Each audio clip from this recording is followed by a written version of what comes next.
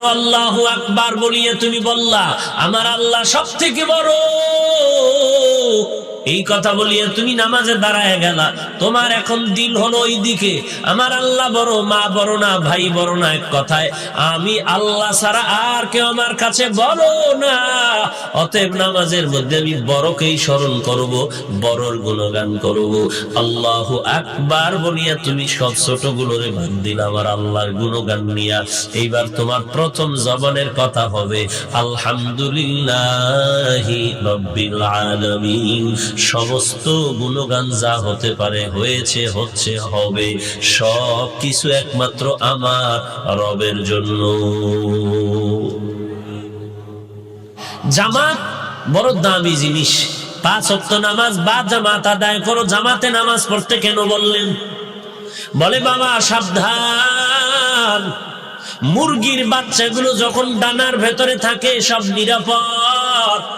কোন চালাক যদি একা বের হয় কোথাও দৌড় দেয়, আকাশ থেকে ছো মারে, আঘাত করে, আক্রমণ করে, কে?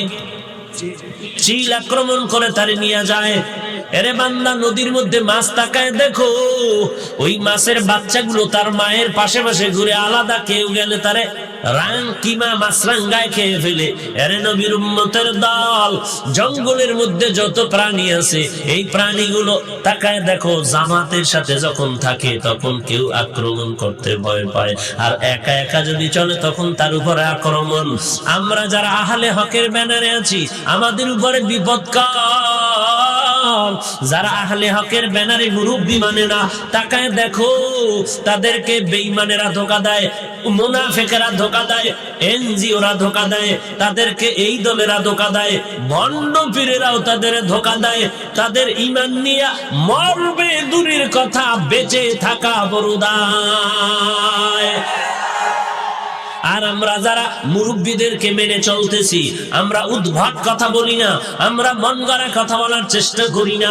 আমরা বলি আমাদের আহলে হক উলামায়ে কেরাম, মুরব্বী যারা আছেন, চরমনাইর হযরত, ওই হাটাজারি মাদ্রাসার বাবুনগরী দামাত বারাকাতুহুম, আমাদের যাত্রাবাড়ি মাদ্রাসার হযরত সহ বাংলাদেশের সব মুরব্বীরা যা বলবে আমরা তাদের কথা মতো চলতে পারি, চলবো। তারা যদি বলেন এখন বয়ান বন্ধ করে চুপচাপ নামাজে দাঁড়াও, কান্না করো, আমরা রেডি। আবার যদি বলে সবাই মিলে, যদি বলে না এখন গামছা মাজায় বেঁধে রেডি হও, নবীর দুশমনের মোকাবেলায় রাস্তায় নামতে হবে, আমরা সেখানেও নামতে রেডি হয়ে যাব।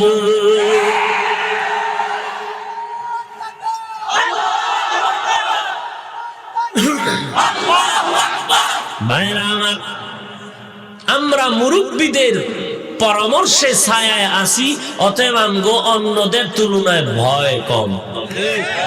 অন্যদের তুলনায় যারা এই ছায়ার জামাত থেকে বের হইয়া একা চলতে চাইব, তার বিপদ খুবই বেশি, খুবই দ্রুত, খুবই বেশি।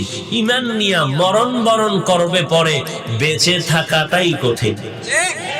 বেঁচে থাকাটাই, দেখেন না কি দেখেন, কওমি মাদ্রাসা শিক্ষা বোর্ডের সাথে যাদের সম্পর্ক নাই তারা বিভিন্ন ঝামেলায় পড়ে আছে। কোন বোর্ডের সাথেই যদি না থাকে তখন চতুর্দিক থেকে সবাই তাকে ধাক্কায়, বিপদ সংকেত, বিপদ সংকেত। কথা ঠিক না? এই যে মাহফিল হইতেছে, এমপি সাহেব সহযোগিতা করেছেন। কি সহযোগিতা? টাকা দিছেন? বলে না বেটা কোরআনের একটা বয়ান করবি তো কর, বাস। আমরা এখানে বৈশা বয়ান শুনে যেই বরকত পাবো, এমপি সাহেব যে একটু কর কইয়া সহযোগিতা করছেন, এই বরকত আল্লাহ তাকেও দিয়ে দিবেন। কথা বুঝেন না? না, আমরা যদি আবেগে চিল্লাই আমরাই তো সব, আমগো আর কেউরে লাগবে না, এমপি কিসের, চেয়ারম্যান নাই, ওসি নাই, আমরাই সব, তাহলে সম্ভব হবে? বলেন। বরং আমরাই সব মনে না করে আমরা অন্যদেরকে নিয়া এরপরে আমরা এক কাতারে চলবো। যে বুঝে না তাকে বুঝাবো, একটা থাপ্পড় দিয়া, একটা গালি দিয়া, একটা ধমক দিয়া যতটুকু কন্ট্রোল করা যায়, এর থেকে সুন্দর ব্যবহার দিয়া আরো বেশি কন্ট্রোল করা যায়।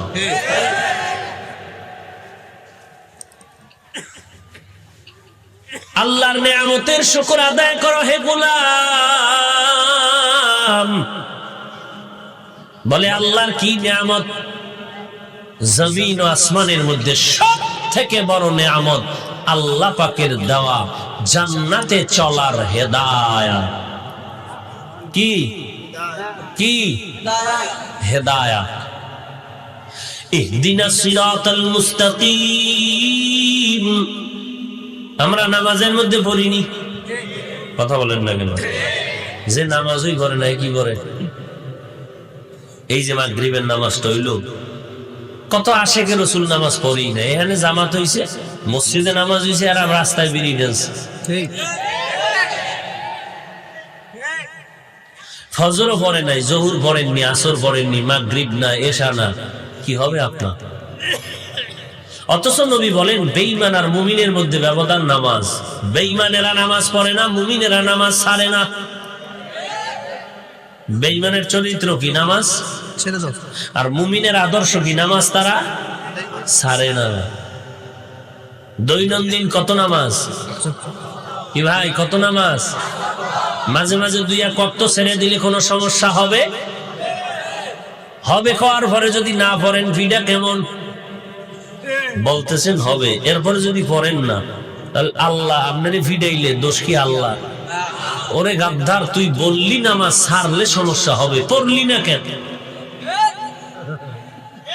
তুই নিজেই বললি সমস্যা হবে, তো পড়লি না কেন? নামাজ তো 50 ছিল, 5 দিয়ে দিছি, এটাও পড়লি না, কি করবি? অথচ তোমার আমার মতো কত আল্লাহর বান্দা স্কুল কলেজে লেখাপড়া করে নামাজ ছাড়ে না, চাকরি করে নামাজ ছাড়ে না, ব্যবসা করে নামাজ বাদ দেয় না। তাকায় দেখো, একই ফ্যাক্টরিতে চাকরি করো, 50টা সন্তান, এর মধ্যে 5 জন সন্তান 5 বেলার নামাজ ঠিক মতো পড়ে। কিয়ামতের ময়দানে ওদেরকে তোমার পার্শ্বে দাঁড় করায় বলবে, ওরা পারলো, তুই কেন পারলি না? কি জবাব দিবা? জবাব ঠিক করিয়া তারপরে রাতের বেলা ঘুমাইও, কারণ ঘুমের মধ্যে যদি মরণ হয় আর তুমি উঠার কোনো সুযোগ হবে না। এরে বান্দা, আল্লাহর নিয়ামতের শুকর আদায় করো, আলহামদুলিল্লাহ বললেই হবে না। আলহামদুলিল্লাহ বললেই হবে না, বরং আল্লাহর গোলামিতে জীবনটা কাটাও, নবীজির আদর্শের মতে জীবনটা গড়াও। আল্লাহর গোলামি করো নবীর তরিকা মতে। আমার নবীর আদর্শ সারা জমিনে কোনো আদর্শ নাই।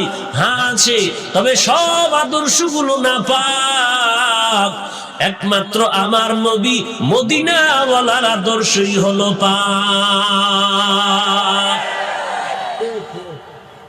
আচ্ছা, আমার নবীর সুন্দর আদর্শ থেকে আর কার আদর্শ আছে সুন্দর? বলো তো, বলো। আমিও এখানে, আমরা যারা নবীর তরিকা মতে চুল কেটেছি, বলো আমাদের চুল, আর তোমরা যারা দুনিয়ার বেঈমানের পাঁচাটা গোলাম হইয়া চুল কেটে ইন্দুর বান্দর হয়েছো, বলো তো তোমাদের চুল কাটার সৌন্দর্য আর আমাদের নবীর তরিকার আদর্শের চুল তাকায় দেখো, তোমাদেরটা সুন্দর না আমাদেরটা সুন্দর?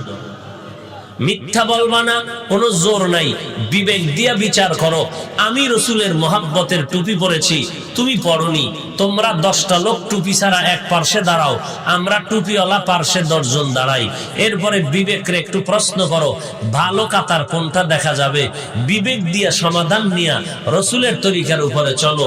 তুমি আজকে এই কথাগুলো মানতে কষ্ট হচ্ছে, অথচ 1500 বছর অতিবাহিত হওয়ার পরেও কত বেঈমান রসুলকে না দেখিয়া শুধু নবীর আদর্শ দেখে কালেমা পড়তেছে।